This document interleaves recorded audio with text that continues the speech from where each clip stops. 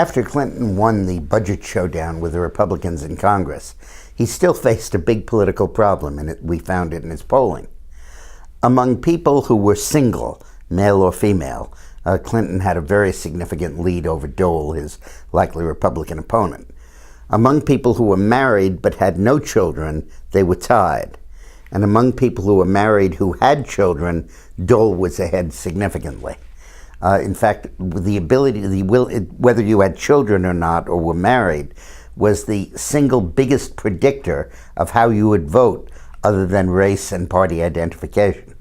So we presented this data to Clinton and urged on him a focus on values in the upcoming months and years ahead. By focusing on issues of importance to young parents, the idea was that he would repair his own standing among young parents. And that launched a whole series of initiatives, first announced in the 1996 State of the Union message, and then he followed through on it all year long and the following years of his term.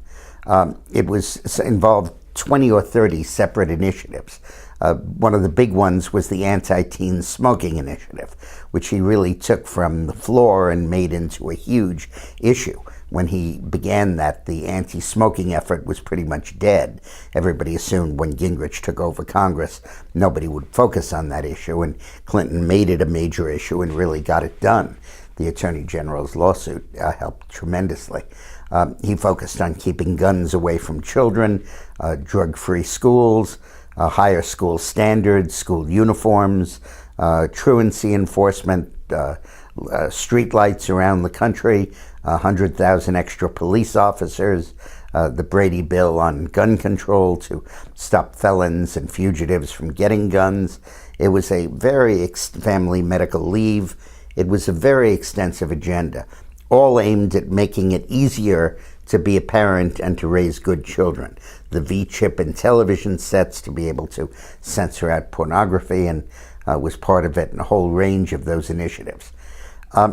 When the Lewinsky scandal broke, it was clear that this was his major defense, that in effect parents were saying, well, he may not be the role model I would want my children to emulate, but he's making it easier for me to raise my children in a good environment without drugs and alcohol and any of that stuff.